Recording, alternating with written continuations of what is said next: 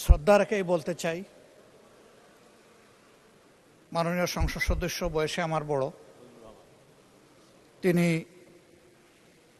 মুক্তিযুদ্ধে তার অবদান সব কিছুই বলেছেন, কিন্তু নিজের অবদান বলতে গিয়ে আরেকজনের অবদানের উপরে হাতুড়ি পেটানোর অধিকার কাউকে দেওয়া হয়। তিনি পার্সোনালি আমাকে হার্ট করেছেন। তিনি বলেছেন যে আমি বলে থাকি আমি শহীদ মুক্তিযোদ্ধা পরিবারের সদস্য, তাহলে ইনি এটাকে চ্যালেঞ্জ করছেন। 2 নম্বর, উনি বলেছেন কোনো মুক্তিযোদ্ধা কিংবা শহীদ মুক্তিযোদ্ধা পরিবারের কেউ জামাত ইসলামী করতে পারে না।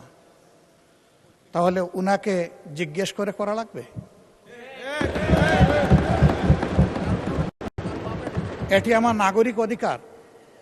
আমি কোন দল করব, কোন আদর্শ আমি অনুসরণ করব, এর উপর হস্তক্ষেপ করার ন্যূনতম কোনো অধিকার রাষ্ট্র কিংবা সংবিধান কাউকে দেয়নি। আমি এটার তীব্র নিন্দা জানাই।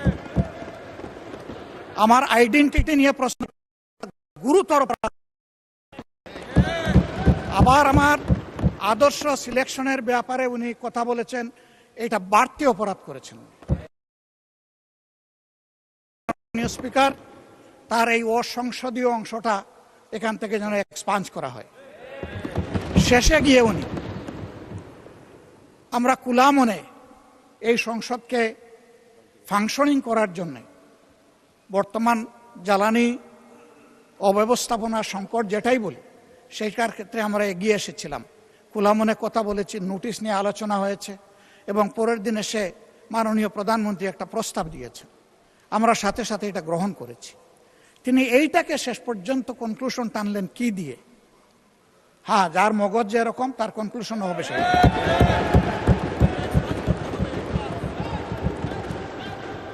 তার মতে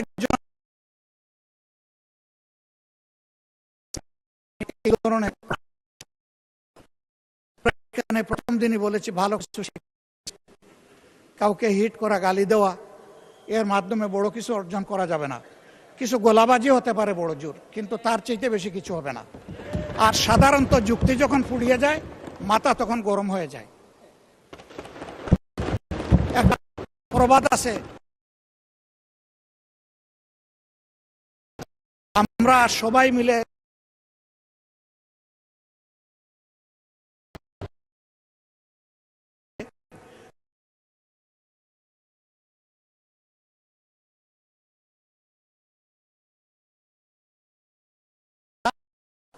তৈরি হবে এবং আমরা সামনে এগিয়ে যেতে।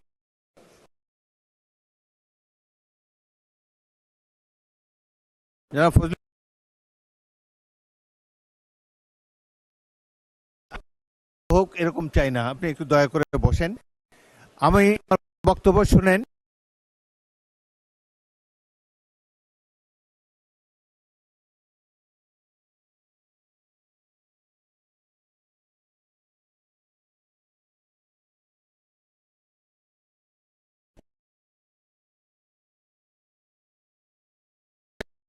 জন্য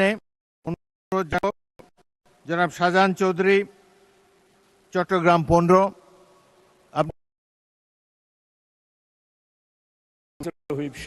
আমার তো 20 মিনিট।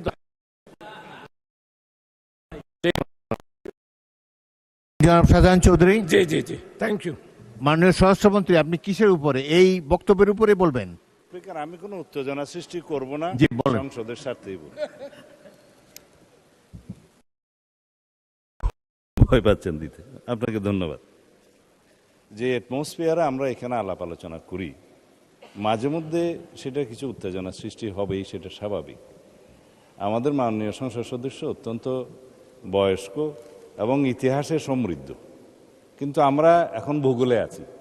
আমরা বেশি ইতিহাস চর্চা করতে গেলে মাঝে মধ্যে কিছু ব্যত্যয় হবে। মাননীয় স্পিকার, আপনি স্বাধীনতা যুদ্ধের একজন বটবৃক্ষ, তিনিও একজন মুক্তিযোদ্ধা।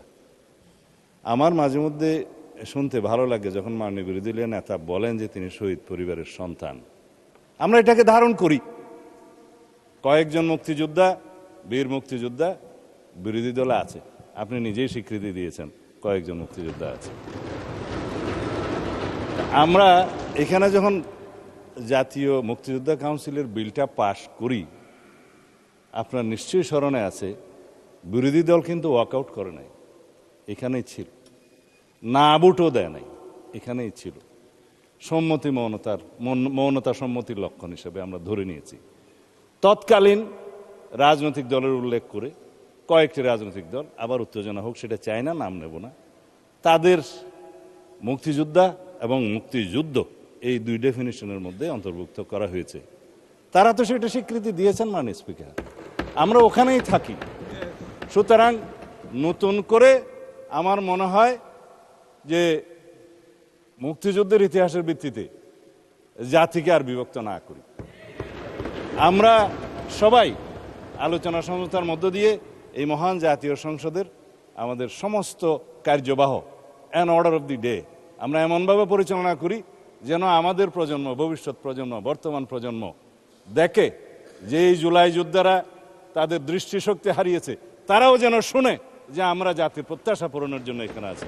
ধন্যবাদ মাননীয় স্পিকার।